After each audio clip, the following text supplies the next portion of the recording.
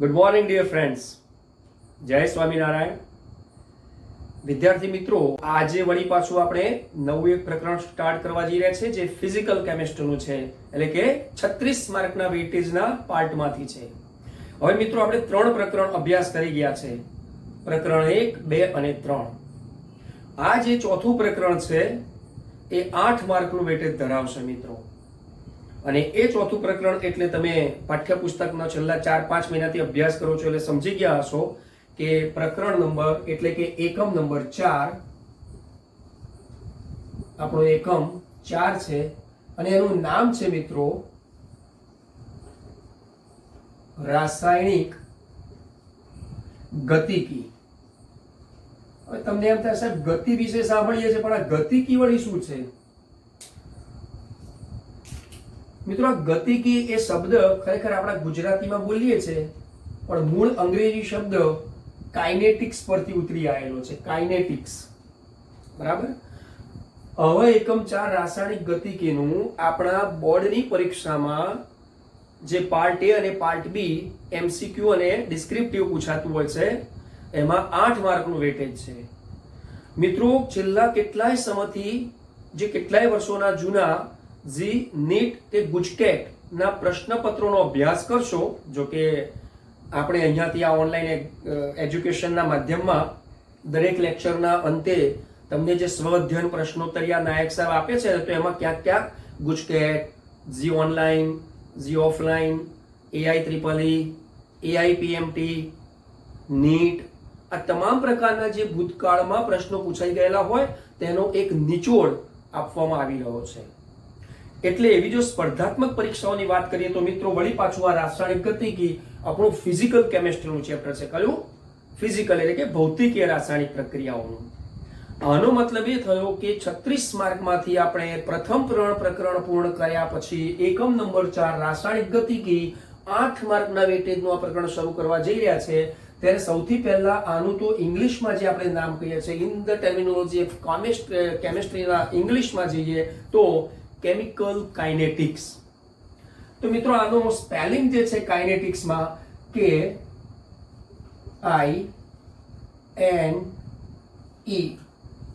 KINETICS, kinetics, બરાબર. KINETICS, kinetics. તો આ કાઇનેટિક્સ એટલે ગતિકી છે. તો તમને થશે સાહેબ આ કાઇનેટિક્સ એટલે જ ગતિ કેમ? ડાયનેમિક્સ એટલે ગતિ કેમ ના આવે? તો મિત્રો એ ડાયનેમિક્સ ધેટ મીન્સ ઉષ્માગતિશાસ્ત્રમાં તમે અભ્યાસ કરી ગયા, થર્મોડાયનેમિક્સ. એટલે ત્યાં એક પ્રકારનું ચોક્કસ યંત્ર વિજ્ઞાન હતું જ્યાં પ્રણાલી અને પર્યાવરણનો અભ્યાસ કરવામાં આવતો હતો, બંને પર્યાવરણ અને પ્રણાલી. અહીંયા કાઇનેટિક્સ છે.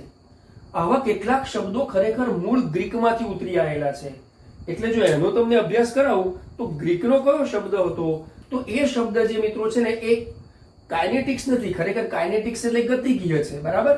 પરંતુ જે ગ્રીકનો શબ્દ હતો એ કાઇનેસિસ હતો અને એના માટે આપણે KINECES, કાઇનેસિસ એટલે કાઇનેટિક્સ જે હતો એમાંથી આપણે એ ગ્રીકનો જે શબ્દ હતો ગ્રીક ભાષાનો એ કાઇનેસિસ પરથી ઉતરી આવેલો શબ્દ ખરેખર તો અહીંયા KINESIS આવશે. આ ગ્રીક શબ્દ છે મિત્રો. ફરીથી તમને લખી બતાવું કે આ શબ્દ જે ખરેખર છે ગ્રીકમાં KINESIS, આ કાઇનેસિસ એ ગ્રીક શબ્દ છે. તેની પરથી ઉતરી આવ્યો અંગ્રેજી શબ્દ કાઇનેટિક્સ અને એનો ખરેખર જે શબ્દનો અર્થ થાય ને એ હું તમને લખી આપ્યું કે કાઇનેટિક્સ એટલે કે ગતિવિદ્યા છે. જ્યારે ગ્રીક ભાષાના કાઇનેસિસનો જે શબ્દ ખરેખર આપણે ગુજરાતીમાં જવો હોય, સમજવો હોય તો હલનચલન થાય. હલનચલન, પૃથ્વીના પેટાળમાં લાવા રસનું હલનચલન. એક બીકરમાં ભરેલા પાણીમાં રોડ નાખતાની સાથે, ગ્લાસ રોડ નાખતાની સાથે એ દ્રાવણનું થયેલું હલનચલન, એમાં મીઠું નાખીને એને અગાડતા એમાં થયેલું હલનચલન, પરમાણુઓનું હલનચલન, અણુઓનું હલનચલન, મિત્રો રાસાયણિક પદાર્થોમાં એકબીજાની સાથે ભળી જવાનું હલનચલન, that means it's a Greek word by kinesis, અને તેનો મૂળભૂત અંગ્રેજી શબ્દ કાઇનેટિક્સ, કે જે આપણે ગતિવિદ્યા. તો મિત્રો આપણા પ્રકરણમાં આપણે રસાયણોની ગતિવિદ્યાનો અભ્યાસ કરવાનો છે. હવે આવી રસાયણોની ગતિવિદ્યાનો અભ્યાસ કરતા હોઈએ દોસ્તો, તો આપણી પાસે કયો અભ્યાસ જરૂરી છે પાયાનો? તો સમજો મિત્રો, બે અભ્યાસ જરૂરી છે. વન, આ બધું તમે 11માં ભણી આવ્યા મિત્રો. One, thermodynamics, and second, chemical equilibrium. ગુજરાતીમાં બોલે તો ઉષ્મા ગતિશાસ્ત્ર, અને બીજું રાસાયણિક સંતુલન. મિત્રો આ બંનેનો અભ્યાસ તમારી પાસે પાયાના જ્ઞાન થકી હશે તો તમને આ અભ્યાસમાં કોઈ વાંધો નહીં આવે. 8 માર્કનું આ ચેપ્ટર, જેમાં પાર્ટ એ 4 માર્કમાં ક્યાંક એમસીક્યુ તમને જોવા મળે, અથવા તો 2 કે 3 માર્કમાં હોય તો પેલી બાજુ ડિસ્ક્રિપ્ટિવમાં પાર્ટ બી માં વળી પાછા એના માર્કનું બેલેન્સિંગ કરી નાખશે, બેલેન્સ ક્વેશ્ચન પેપરમાં. પણ મિત્રો એક વાત અત્રે યાદ રાખજો કે આ ફિઝિકલનું ચેપ્ટર છે, ફિઝિકલ કેમિસ્ટ્રીમાં, એટલે સ્વાભાવિક છે કે તેમાં ન્યુમેરિકલ્સ છે. એટલે જેમ પ્રથમ 3 ચેપ્ટરની અંદર ઘન અવસ્થા, બીજા નંબરનું દ્રાવણો, અને ત્રીજા નંબરનું વિદ્યુત રસાયણશાસ્ત્ર, એ દરેકમાં તમે જેમ દાખલાની ગણતરી કરી, તો એ રીતે આમાં પણ દાખલાઓની ગણતરી આવશે. કારણ અહીંયા પ્રક્રિયાના વેગ વિશેની માહિતી આવશે. તો શું માહિતી આવશે, શું અભ્યાસ કરવો છે? Now start, let's get started our method flow chart. તો મિત્રો આ માત્ર મેં તમને પ્રકરણનું નામ કઈ રીતે ઉતરાવ્યું એની સમજ આપી. હવે તમને કેવું ફ્લો ચાર્ટ બતાવવા માંગુ છું મિત્રો, કે આ શાસ્ત્રનું મહત્વ શું છે, એ મહત્વ આટલું બધું છે તો એમાં શું અભ્યાસ રહેલો છે, અને એ અભ્યાસ કરીશું તો આપણને શું ઉપયોગી થશે. એક્ઝેક્ટલી. ચાલો હવે આપણે એનો ફ્લો ચાર્ટ દ્વારા મહત્વ, અભ્યાસ અને ઉપયોગિતા વિશે જાણીશું. જો મિત્રો કેમ મહત્વ મારે તમને બતાવવું પડે, કારણ કે આ શાસ્ત્ર બીજા 2 શાસ્ત્ર સાથે સંકળાયેલું છે. મેં તમને હમણાં જ વાત કરી, એક છે ઉષ્માગતિશાસ્ત્ર અને બીજું છે રાસાયણિક સંતુલન. એટલે સૌપ્રથમ તો આપણે ચાર્ટમાં આ રીતે તો લખી શકીશું. રેડ કલરની પેનથી તમને બતાવું છું કે આ શાસ્ત્રનું મહત્વ શું છે, એમાં શું અભ્યાસ કરવાનો છે, અને આ અભ્યાસ કર્યા પછી આ શાસ્ત્રની ઉપયોગિતા શું થાય. તો મિત્રો બધું જ અત્યારે એક સાથે એક જ પટ પર, એટલે કે આટલા જ બોર્ડ ઉપર બધું કદાચ સમાવેશ ના થાય, તો આપણે એવું શરૂઆત કરી શકીએ કે સૌથી પહેલા આ શાસ્ત્રનું મહત્વ સમજીએ.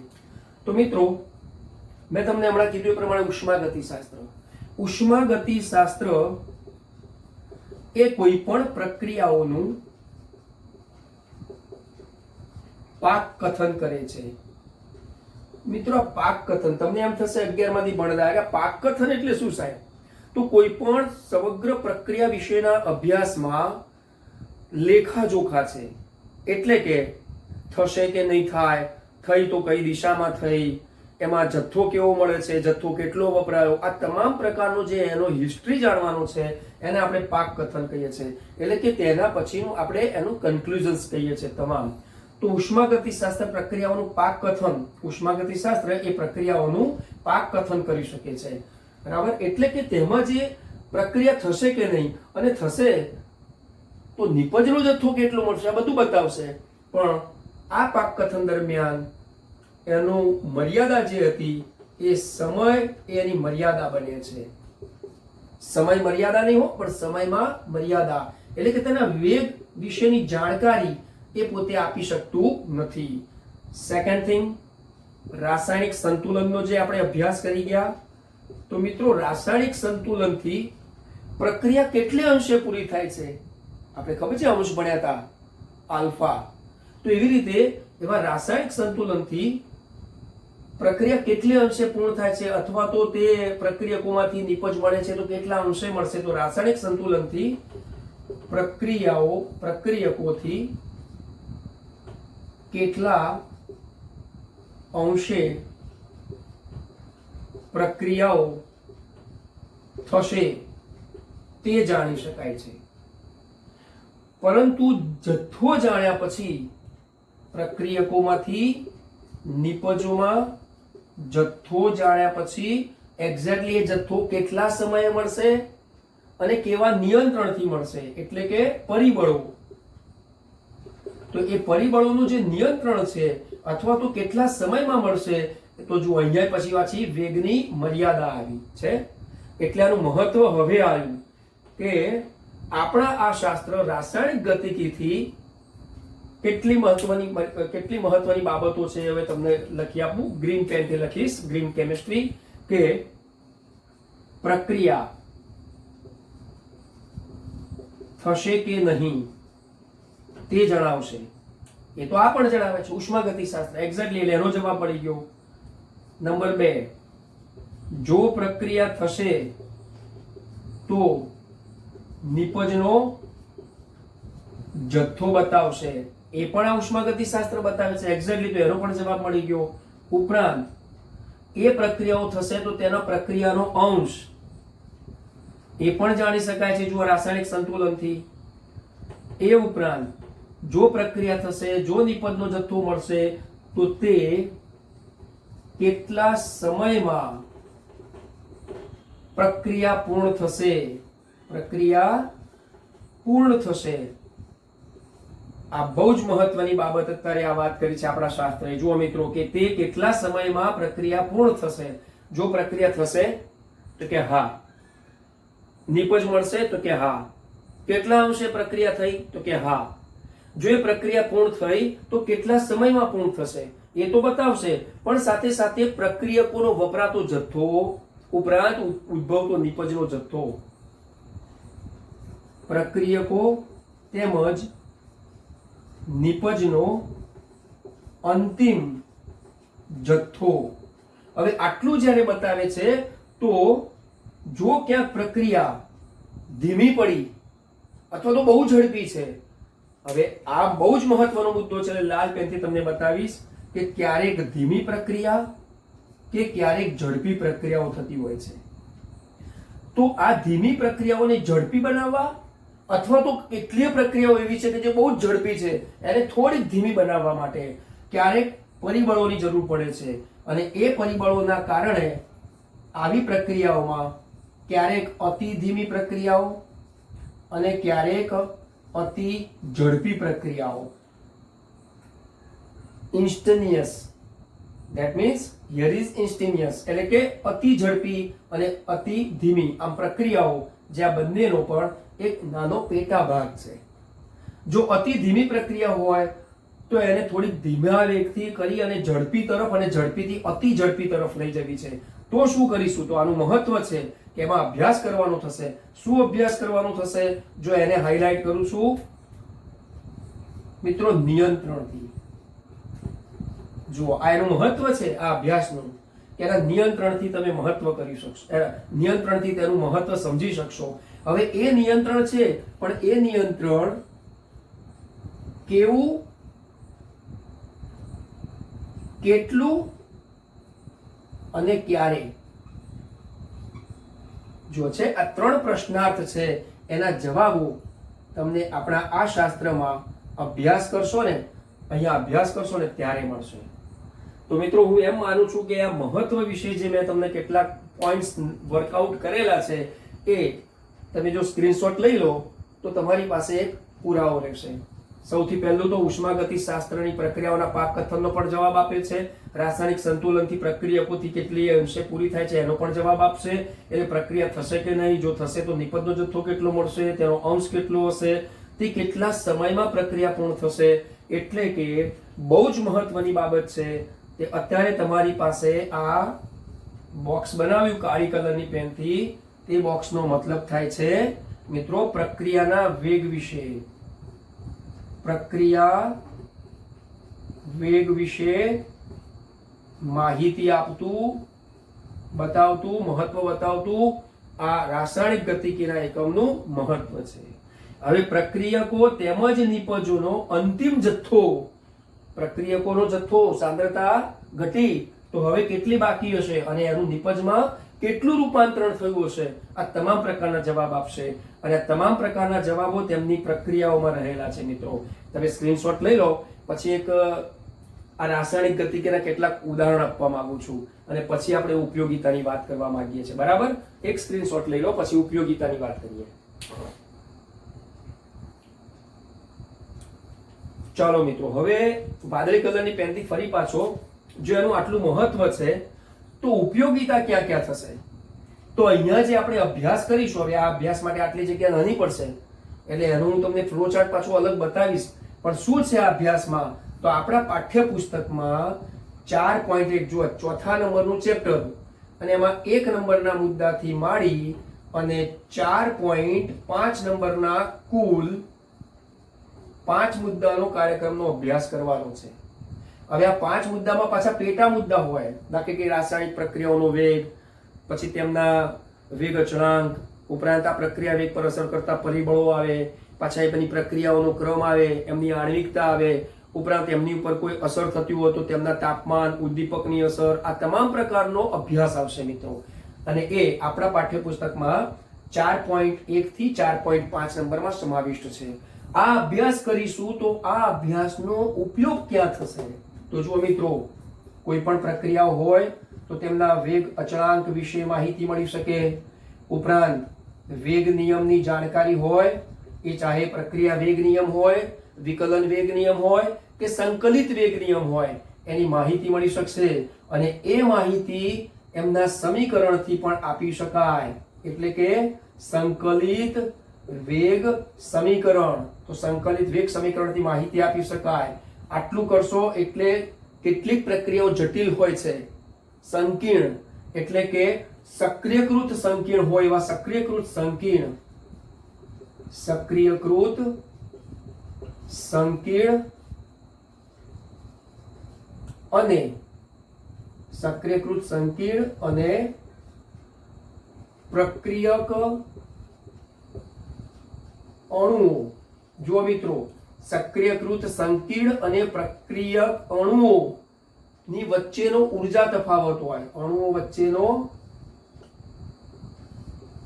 ઊર્જા તફાવત જાણી શકાય. સાહેબ આ બધું જાણીએ તો હવે એનો અભ્યાસ થયો, ઉપયોગિતા. મિત્રો એની ઉપયોગિતા છે કે સક્રિયકૃત સંકીર્ણ જો તમારી પાસે છે, જે અલ્પજીવી હોય છે, એક્ટિવેટેડ હોય છે, અને તેનો જે મૂળ પ્રક્રિયક અણુ હોય તેમની વચ્ચેનો જો ઊર્જા તફાવત જાણી જવાનો તો ખબર પડે કે આ પ્રક્રિયા આટલી થશે તો આપણે કયા સમયે નિપજને પ્રક્રિયા ક્ષેત્રથી અલગ કરી શકીશું. એક્ઝેક્ટલી એટલા માટે આવા કેટલાક મુદ્દાઓ આપણા પાઠ્યપુસ્તકમાં છે, પણ આ નાયક સાહેબે તમને તેની ઉપયોગિતામાં અલગ કંડારી બતાવેલા છે. હવે આપણે આને થોડું દૂર કરીશું. તમે સ્ક્રીનશોટ લઈ લીધેલો છે, બરાબર? એટલે આપણને જગ્યા અહીંયા લખવા માટે મળે. તો જુઓ, હું અહીંયાથી આ વસ્તુને રિમૂવ કરું છું. હવે જુઓ મિત્રો, આપણે આ ઉપયોગિતામાં આગળ વધીએ તો આ આપણા અભ્યાસની ઉપયોગિતા છે. પણ આના કારણે, આ અભ્યાસના કારણે, આ ઉપયોગિતાના કારણે ખરેખર એપ્લિકેબલ યુઝિસ શું છે, એપ્લિકેશન જેને કહેવાય, તો ઔષધોની બનાવટ થતી હોય ને ત્યારે ક્યારેક એ ઔષધોની બનાવટમાં એમના ઔષધોની બનાવટના નિયંત્રણમાં, એટલે કે આપણે ઔષધ નિયંત્રણ પણ લખી શકીએ. ઔષધોની બનાવટનું નિયંત્રણ એટલે કે ઔષધ નિયંત્રણમાં કેટલીક વખતે ક્યારેક, દાખલા તરીકે પેરાસિટામોલ ટેબ્લેટ બનાવી, તમે જાણો છો, you know very well, paracetamol is the antipyretic, એટલે કે તમે તેના ઉપયોગથી જાણો છો. પણ એ ફેક્ટરીમાં ક્યાંક ઔષધ બની ગયું પેરાસિટામોલ, પણ એ ગળ્યા પછી, એટલે કે આપણે ઓરલી લીધા પછી કેટલા સમયે તે ક્યાં ડિઝોલ્વ થશે, જો એક્ઝેક્ટલી એનું માપ ન કાઢ્યું હોય, મેઝરમેન્ટ ન હોય, અને એની હાર્ડનેસ વેલ્યુ વધી ગઈ હોય આ કેપ્સ્યુલ કે આવા ટેબ્લેટ્સની, તો એની અસરકારકતા નહીં થાય.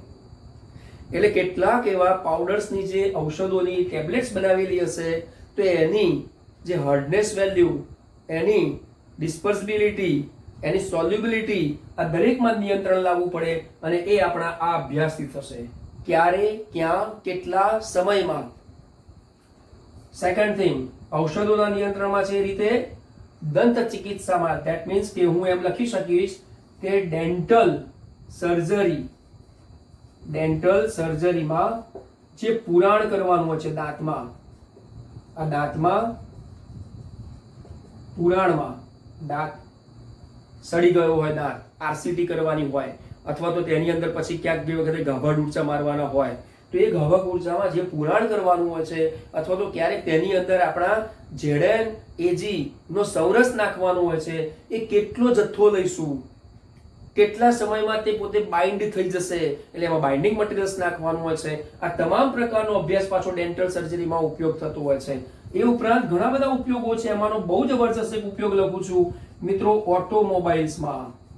ઓટોમોબાઈલ્સમાં ઈંધણ ક્ષમતા, કોઈ પણ એન્જિન બન્યા હોય તો એમની ઈંધણ ક્ષમતા, કારણ કે બહુ જ સળગતો પ્રશ્ન છે અત્યારે પર્યાવરણનો, તેમજ આપણી પાસે અત્યારે જે પુનઃ અપ્રાપ્ય સ્ત્રોત જે ઈંધણના ખૂટી ગયા છે, એટલે એવા એન્જિનની બનાવટ થાય અને એ વખતે આવા અભ્યાસની જરૂર પડે છે. ધેટ મીન્સ જુઓ, ગતિકી એટલે કાઇનેટિક. ઘણી વખતે તો કેટલીક કંપનીઓ તેમના સાધનોના વાહનોના નામ પણ આપે છે કે કાઇનેટિક હોન્ડા. તો શું છે કાઇનેટિક? કાઇનેટિક એટલે ગતિવિદ્યા.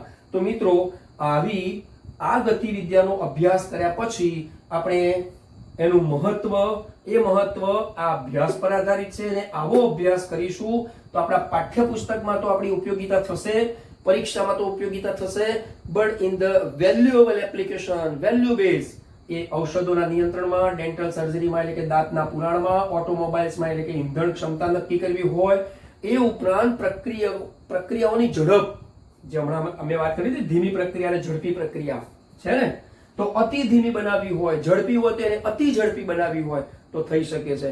એટલે મિત્રો, એક યા બીજી રીતે આપણું આ જે શાસ્ત્ર છે એ રસાયણ વિજ્ઞાન તો છે જ, પણ જીવ વિજ્ઞાન, ભૌતિક વિજ્ઞાન, અવકાશ સંશોધન, તો અહીંયા એમ પણ લખી શકાય મિત્રો, અવકાશીય સંશોધનોમાં પણ, અવકાશીય વિજ્ઞાન કે સંશોધનોમાં, દાખલા તરીકે અવકાશયાન ઉડાડ્યું, પણ એ અવકાશયાનની અંદર કેટલું ઈંધણ જોઈશે, કેટલા સમય સુધી એ ઈંધણ ત્યાં આગળ એની ક્ષમતા બતાવશે, એનું એન્જિન કેવું છે, એ ઉપરાંત એ કેટલા સમયે ત્યાં આગળ તેને પહોંચાડી શકશે. તો મિત્રો, ખરેખર આપણને હાસ્યાસ્પદ લાગે એવી વાત, પરંતુ એ નાનકડી એવી વાત આમાં છુપાયેલી છે. તો મિત્રો, અત્યારે આપણા રાસાયણિક ગતિકીની અંદર મહત્વ, અભ્યાસ અને ઉપયોગિતાનો એક સાથેનો ચાર્ટ છે. તો ફરી આશા રાખું કે આનો એક સ્ક્રીનશોટ લઈ લો અને પછી આપણે અભ્યાસ શરૂ કરીએ.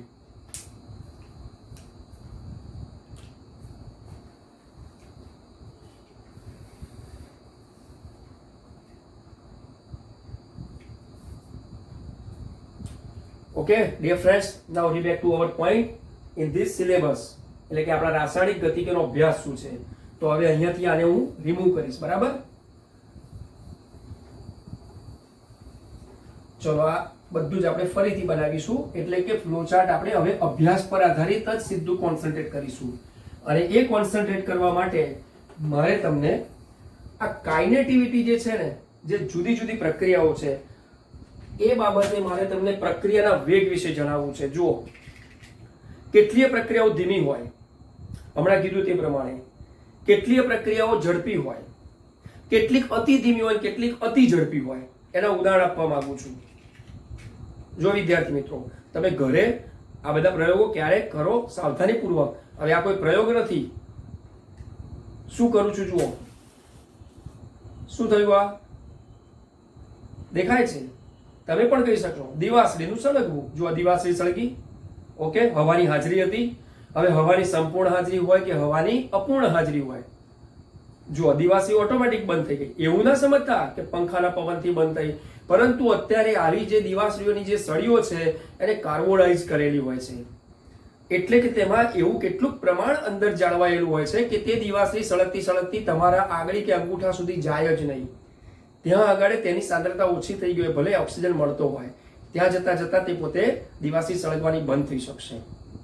ક્યારે? તો આવા બધા રાસાયણિક ગતિકીના સંદર્ભથી કરી શકીએ છીએ. અહીં મારો તમને બતાવવાનો ઉલ્લેખ એ છે કે આ તમે જુઓ, દિવાસળી કેટલી ઝડપથી સળગી, એટલી જ ઝડપથી મેં ક્યારનો એક પ્રયોગ મૂકેલો છે મિત્રો. જુઓ, પાણીમાં કોપર સલ્ફેટ નાખ્યું હતું. આપણો લેક્ચર શરૂ થયો ને ત્યારથી નાખ્યું હતું, અને અહીંયા આપણા ભૂતપૂર્વ વિદ્યાર્થીઓ માહી નાયકને મેં બોલાવ્યો. મેં કીધું તમે આ કોપર સલ્ફેટને ડિઝોલ્વ કરી દો. એટલે એમણે 12માના વિદ્યાર્થી હતા તે પોતે, એમણે ડિઝોલ્વ કરી મને બતાવ્યું. તો જુઓ, અત્યારે આ ડિઝોલ્વ થઈ ગયું છે. દેખાય છે વાદળી રંગ? આ કોપર સલ્ફેટનો છે. તો જેટલી ઝડપથી દિવાસળી સળગી ગઈ, એટલી ઝડપથી એ માહીબેનને આ પદાર્થ આ પાણીની આ બોટલમાં ઓગળી શક્યો નહોતો, ખૂબ વાર લાગી. તો આ બીજા નંબરનો મેં તમને પ્રયોગ કીધો. મિત્રો હું તમને ત્રીજા નંબરનો પ્રયોગ ઘરે કરવાનો કહું છું. કરજો અને મને સાબિતી આપજો. દૂધ લઈ અને એમાં લીંબુ નીચોઈ હલાઈ નાખજો અને તરત 5 જ મિનિટમાં મને એમ કહેજો કે જેટલી ઝડપથી આ કોપર સલ્ફેટનું દ્રાવણ બની શક્યું છે, જેટલી ઝડપથી દિવાસળી સળગી શકી છે, એટલી જ ઝડપથી તમે મને દૂધમાંથી દહીં બનાવી આપજો. બોલો, બની આપો? બનશે? ધીમી પ્રક્રિયા છે. હજુ એનાથી એક ઉપરનું ઉદાહરણ આપું કે કદાચ ક્યાંક કોઈ જીવ મૃત્યુ પામે, જેમ કે કૂતરું મરી ગયું. એક ઉદાહરણ આપું છું મિત્રો. આ તો દાખલા તરીકે કૂતરું મરી ગયું. મરી ગયેલા કૂતરાને તમે જ્યાં ચોક્કસ એની જગ્યા છે ત્યાં 5, 10, 15 ફૂટ નીચે ખાડામાં દાટી આવ્યા. ઓકે, હવે એકાદ મહિના પછી તમને પ્રશ્ન થાય કે અશ્મિ બળતણ ભૂગર્ભની અંદર બની ગયું હશે. તો બોલું કૂતરું મરી ગયું ને, ચલો આપણે એમાંથી હવે પેટ્રોલ બની ગયું હશે, ખોદો, કાઢી લો. થશે? મિત્રો, કરોડો વર્ષની પ્રક્રિયાઓના અંતે કેન્દ્રીય પ્રક્રિયાઓ થઈ અને પછી તમને આવા પેટ્રોલિયમ પેદાશો મળ્યા છે.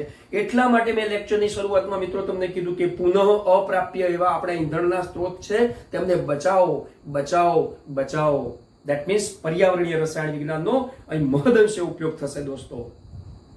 મિત્રો, મારો કહેવાનો અહીંયા મતલબ એ હતો કે હવે તમને લખી બતાવું છું કે આ કેમિકલ કાઇનેટિક્સનો આપણે અભ્યાસ શરૂ જે કરીશું એ સૌથી પહેલા મેં શું કર્યું મિત્રો? દિવાસળીનું દહન. ઓકે, ચલો. નંબર 2 શું કર્યું? કોપર સલ્ફેટનું દ્રાવણ બનાવરાવ્યું. કોપર સલ્ફેટનું દ્રાવણ, કોપર સલ્ફેટનું દ્રાવણનું બનવું, એટલે કે કોપર સલ્ફેટનું પાણીમાં ઓગળવું. નંબર 3 દૂધમાંથી દહીં બનવું. અને નંબર 4 કયું થયું? મૃત શરીરને પેટાળમાં દાટીને પેટ્રોલિયમ પેદાશ મેળવવી. એટલે કેવી પ્રક્રિયા થઈ? કેન્દ્રીય પ્રક્રિયાઓ. ફિઝિક્સમાં ભણી ગયા, આપણે અહીંયા ભણીએ છીએ કેન્દ્રીય પ્રક્રિયાઓ. હવે જો આ મિત્રો પ્રક્રિયાઓના નામ આપવા હોય ને તો દિવાસળીનું દહન એ દહનની પ્રક્રિયા થઈ ગઈ, બરાબર? એટલે ઓક્સિજનની હાજરીમાં થશે. O2 સાથેની પ્રક્રિયા છે. એટલે કેવી પ્રક્રિયા થઈ તમે જોઈ ગયા? ઝડપી પ્રક્રિયા થઈ. મેં જ્યારે પણ આ લેક્ચર શરૂ કર્યો ત્યારે મેં આપણા વિદ્યાર્થીનું જે નામ આપ્યું તેમને કીધું કે કોપર સલ્ફેટામાં દ્રાવ્ય કરી આપો. જેવું ને દ્રાવ્ય થયું એટલે તરત જ પછી આપણો ફ્લો ચાર્ટ મેં અટકાવી અને તમને આ ઉદાહરણ આપી શક્યો. બાકી જો કોપર સલ્ફેટ એટલા સમયમાં દ્રાવ્ય ન થયું હોત, જો એ રંગ ન બન્યો હોત તો હું તમને બતાવી શકતો. તો એનો મતલબ કોપર સલ્ફેટનું દ્રાવણનું બનવું એ આ ઝડપી કરતા થોડી ધીમી પ્રક્રિયા છે, બરાબર? હવે દૂધમાંથી દહીં બનવું હોય તમે ઘેર બનાવજો. આ લેક્ચર પતી જાય ને તમે જોવાનો એટલે બનાવજો. કેટલા સમયમાં બને છે જોજો. અને જો ઝડપી બનાવવું ને તો મારી પાસે એના પ્રયોગો છે, ટ્રીક છે, કહીશ હમણાં આપણા ચેપ્ટરમાં ચાલુમાં. તો દૂધમાંથી દહીં બનાવવાનું હોય તો તે ધીમી પ્રક્રિયા છે, એટલે અતિ ધીમી કહેવાય, બરાબર? અને કેન્દ્રીય પ્રક્રિયાઓ તો વેરી વેરી વેરી સ્લોઈંગ, અતિ અતિ અતિ ધીમી. એટલે વર્ષોની વર્ષો સુધી ચાલે, વર્ષોમાં ચાલે. આ વર્ષ એટલે એના માટે પ્રતિ વર્ષ કહીએ આપણે કે આ પ્રક્રિયાનો વેગ પ્રતિ વર્ષમાં છે. ક્યારેક પ્રતિ દિવસમાં હોય, ક્યારેક પ્રતિ કલાકમાં હોય, ક્યારેક પ્રતિ સેકન્ડમાં હોય. તો મિત્રો આપણે રાસાયણિક ગતિકીના જ્યારે ભણતા આવીએ ત્યારે એની ગતિ, એમના પ્રક્રિયા વેગ માપવા પડે મિત્રો. એટલે આપણે જ્યારે અભ્યાસ કરીશું તો સૌથી પહેલો મુદ્દો આવશે રાસાયણિક પ્રક્રિયા વેગ. પણ પહેલા આપણે એના અભ્યાસને સમજવો પડે. તો ચાલો મિત્રો, આ બધી જ પ્રક્રિયાઓ છે. જુઓ, દહનની પ્રક્રિયા, કોપર સલ્ફેટના દ્રાવણનું બનવું એટલે આયનિક પ્રક્રિયા. હવે આપણે એને કાળી પેનથી અહીંયા તમને લખી આપું. જુઓ, આ દહનની પ્રક્રિયા હતી એટલે રાઉન્ડ બનાવું છું. આ આયનીય પ્રક્રિયા હતી, આ જૈવ રાસાયણિક પ્રક્રિયા હતી અને આ કેન્દ્રીય પ્રક્રિયા હતી. છે ને? આ એમના વેગનો ક્રમ થઈ ગયો છે. અને છતાંય વેગ માટેનો જે સમય પર આધારિત એકમ આવશે. એટલે મિત્રો, આ ખૂબ પાયાના વિજ્ઞાનથી મેં તમારી સમક્ષ આ ઓનલાઈન એજ્યુકેશનમાં શરૂ કર્યું છે. હવે જ્યારે આપણા આ ઓનલાઈન એજ્યુકેશનના આ એક લેક્ચરનો સમય થવા આવ્યો છે તો હું હવે એવું એડજસ્ટમેન્ટ અને એવું શેડ્યુલ બનાવી આપું છું આજના લેક્ચરમાં કે રાસાયણિક ગતિકીમાં આપણે શું અભ્યાસ કરીશું. એ અભ્યાસમાં 4.1 થી 4.5 નંબરના મુદ્દાઓનો ફરી તમને ફ્લોચાર્ટ બનાવી આપીશ અને એને સમજાવીશ અને ત્યારે આપણે 4.1 ની શરૂઆત કરીશું. ત્યાં સુધી મિત્રો, wish you all the best.